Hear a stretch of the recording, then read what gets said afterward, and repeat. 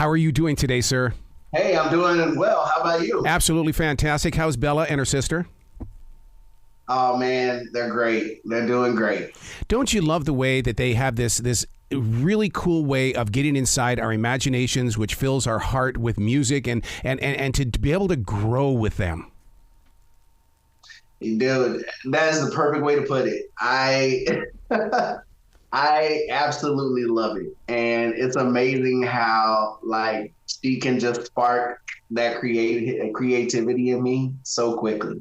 I'm amazed at sometimes I think that young children are the teachers and we're still the students. I honestly believe that.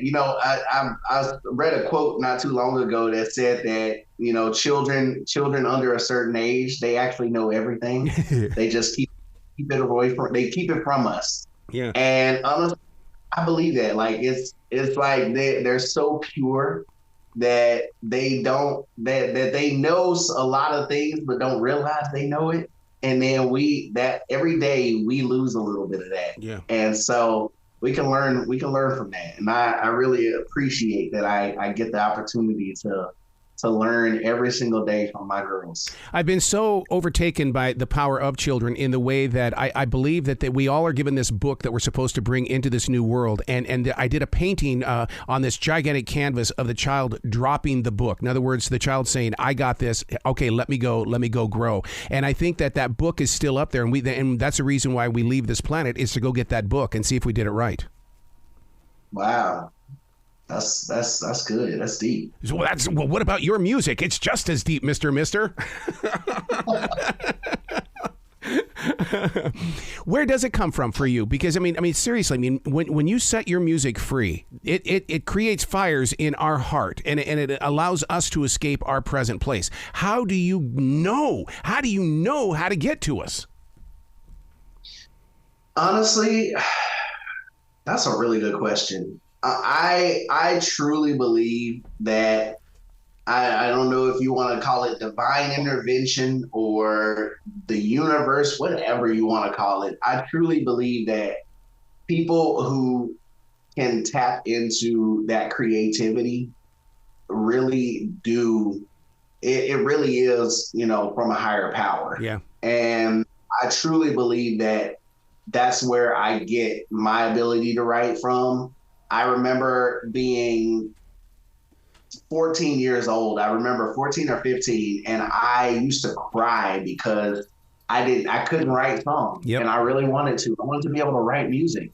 And I was just so sad because I would listen to the radio and I would hear all of these amazing songs, and I'm just like, who people come up with this? Like, how did they do this? And one of those songs I would tell you that's really stuck out to me is still one of my favorite songs of all time. And that's I Still Haven't Found What I'm Looking For. Oh, yeah. Oh, yeah. Oh, yeah.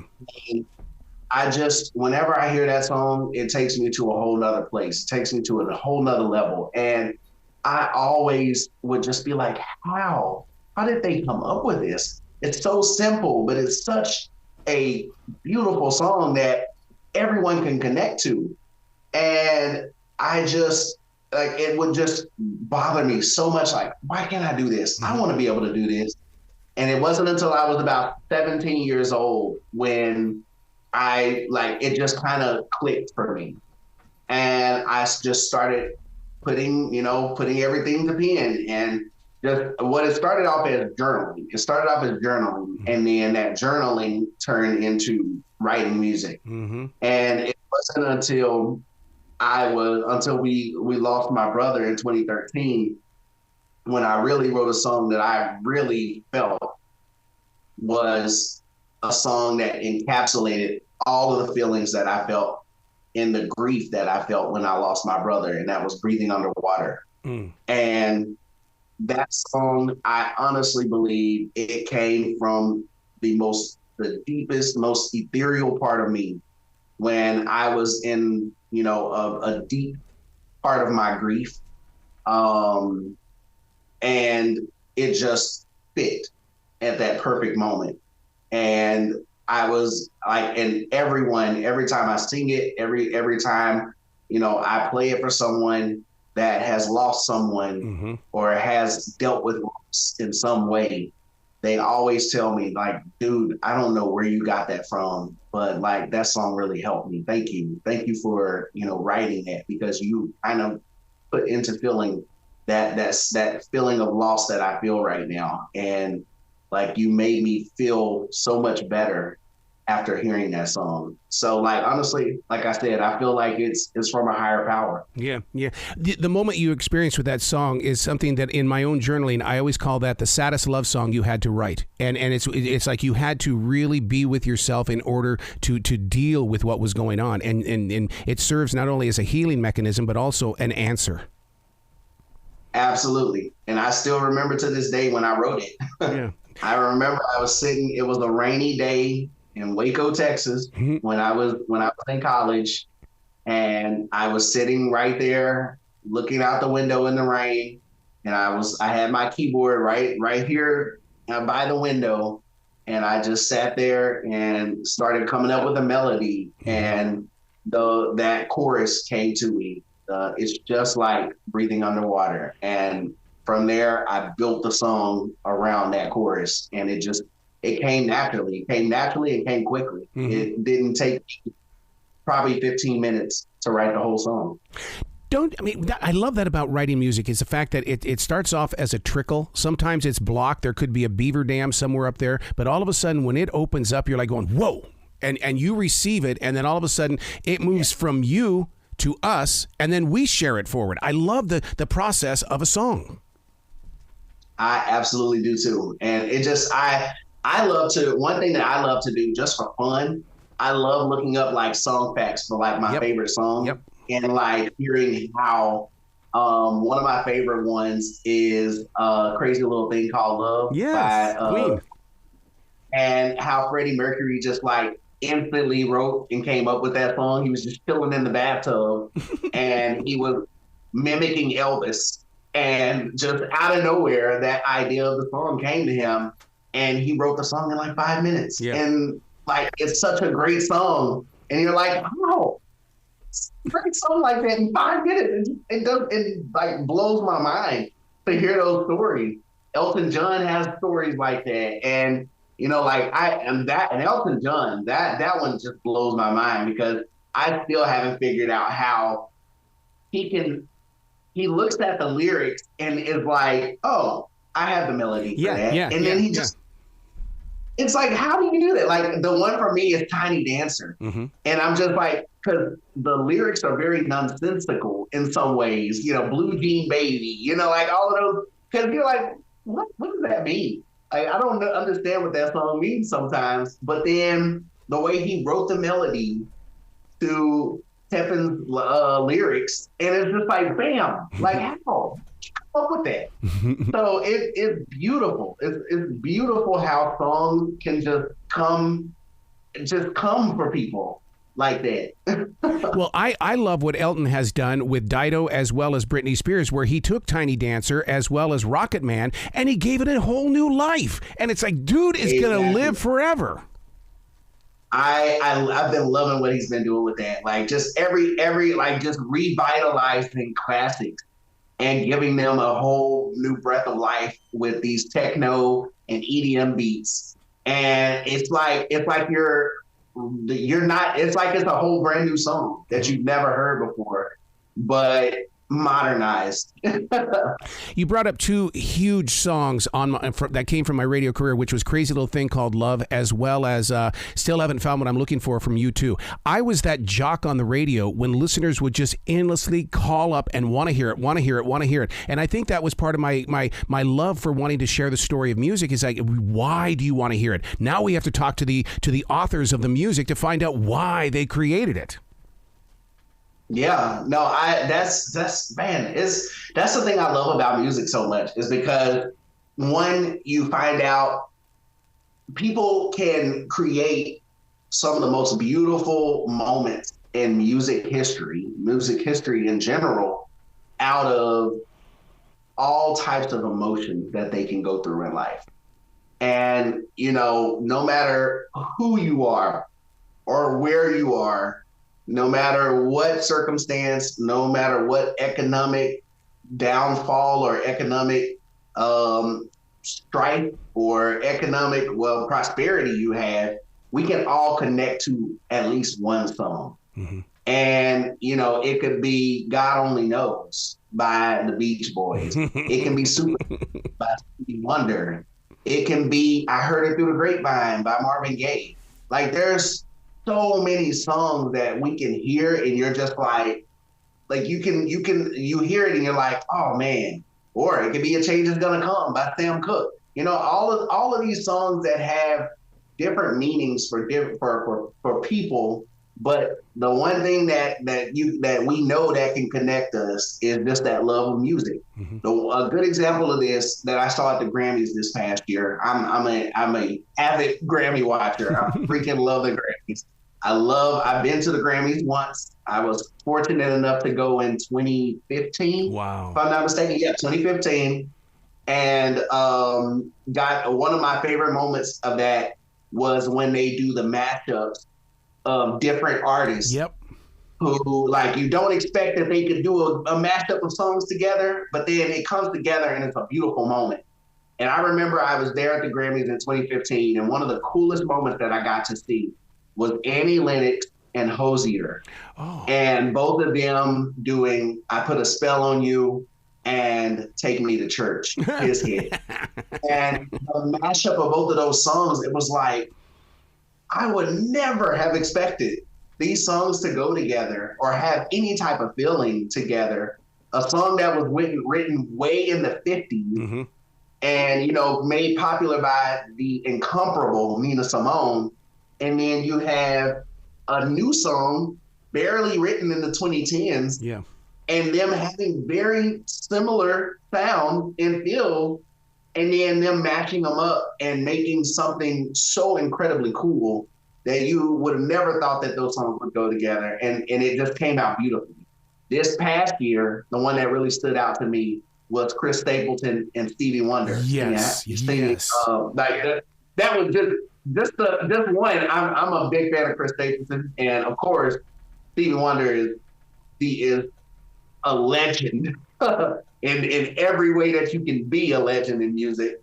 And then for them to come and just turn Higher Ground into this new, like they basically brought it back. Yeah. and just made you fall in love with the song again. And that was just one of the coolest moments for me this year. And me being a big fan of both of those artists, I was losing my mind. I was just like, oh my God, if I could be in that room right now, I would be going crazy right now. And so, yeah, I that's what I love about music. I love that feeling. I love the feeling that it can give us, and the memories that it can bring, and the light that it can bring into people's eyes. I used to sing when I was in college. I used to go to there was a nursing care service because I was actually pre-med, bio pre-med at Baylor, and my bachelor's degree. And I would do volunteer work at these different nursing homes, and just meeting with people and learning about them, and learning about the disorders and diseases that they personally deal with. And then one day, one of the ladies, I went to her house with one of the volunteer care workers, and she had a piano, and it was a beautiful piano. I could tell it was probably made in like the 1960s, like 1940s or 50s, mm-hmm. but took good care of it. And then on top of that, she would always get it retuned every like year or two. Mm-hmm. And she said she loved that piano. She couldn't really play anymore because she had arthritis. And so I sat at that piano and I played a song for her. And to see how her eyes lit up and to see how her whole demeanor changed after, playing that song for her. I still remember what song I played. I played one of my mom's favorite hymns that she loves, Battle Hymn of the Republic. Mm-hmm. And so I played a little bit of that for her. And just to see the light in her eyes, and to see her whole demeanor, how straight up she stood, because she was sitting down in the chair, and then she heard me sing, and she was like, wow, like she did it. Just her whole demeanor changed, and to see how that can help people and how music can make you feel something and change your whole perspective in a matter of seconds is the reason why I love music. Don't you look at yourself as being some sort of a medicine man or a shaman in the way that you have the power, you don't abuse it, but you let it grow in the hearts of others? Absolutely. I truly believe, I truly believe music is magic. Mm-hmm. I mean, just thinking about the type of, like, how music in itself is therapy, and there is, you know, a whole psychological field and to music therapy in itself, and how it can help people. I remember watching a video years ago where it was an older lady who she couldn't really talk that much, but whenever someone would cut on her favorite song, she would always think. Yep. And how her whole demeanor and how her whole attitude, everything would change when that music came on. And I see it myself in my own family. I have a great uncle who has special needs, and every single time he sees me on TV and hears me singing, my mom, he'll call my mom. He'll be like, I see him on the show. He's singing. And just to like see, and he's probably in his late 80s, and like to see how excited he gets when he sees me singing, and when he sees, you know, hears me playing music, and how like it just his whole demeanor and his, like, the light in his eyes come out, and you know, it's amazing. That's what I'm telling you, man. I love music. I absolutely love it. And I really back on this, and I'm like, how the heck did I stop doing it? For so long? And I kick myself a little bit, but honestly, I feel like I needed that moment, you know, to myself. I needed to get back and center myself, you know, get back into the center of who I was and find out who I am. And I really appreciate the fact that, you know, I took those years off, because it's made me a stronger person. Yep. Mentally. But then on top of that, I'm able to appreciate my love of music more.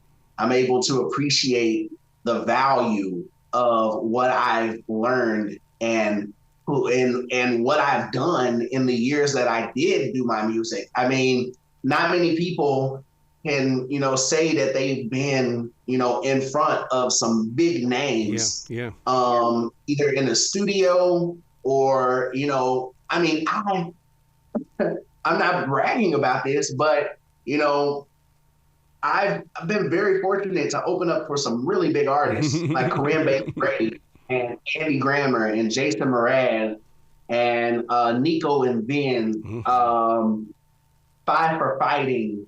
A lot of different artists that I've been fortunate, you know, to be in front of and be able to open up and be able to perform. Jack Ingram. Yes. Then on top of that, different types of genres, and, you know, having that appreciation for those genres and the different types of music that I've been able to be in front of, and then being able to perform at places and not even realize who was in the crowd. I remember I was at a club, and it was actually the club that she's an actress. Her name's Tisha Campbell. So her and her ex-husband had a club called the Zen Lounge in LA, and they would always invite me there. They would, like, I would go probably every couple of weeks or once every month when I would fly into LA. From Texas, and they would be like, "Hey, are you in LA this month? Hey, we'd love to have you come and perform." And so that, weirdly enough, that night they wanted me to do A Change Is Gonna Come. Wow. I was like, all of a sudden, and not realizing that I'm over here singing this song or I'm about to sing this song, and then I hear, huh? And I'm like, what's going on? I'm like right here on the about to like I just hooked in my guitar and I turn to my left and I see Will freaking Smith. Wow. And I'm like, are you kidding me right now? Wow. I am in the same room as Will Smith. And he just walked in and he just grabbed a seat and he was ready to hear me. And I sang this song and he stood up and he looked at me and pointed at me and said, I love it. Right there. And I was like, what? Like, I just got a whole gesture from the Will Smith and got to talk to him for a little bit after. And he was like, man, he was like, dude, your voice, you touched me. Yep. And to hear that from someone that I grew up watching literally pretty much all my life since Fresh Prince of Bel-Air, and being able to hear him talk about me and not me talking about him was just an incredible moment that, that's a moment that I'll never forget. You got to come back to this show anytime in the future. I love your stories, and I know that this is just the first step of a brand new beginning. It really is. And I'm very thankful that I get the opportunity to do this again. I never thought I would, but I'm very thankful for the opportunity, and I would love to come back, Errol. It's been great. And I've learned a lot in this conversation as well. Well, you be brilliant today, okay, sir? Thank you, and same to you.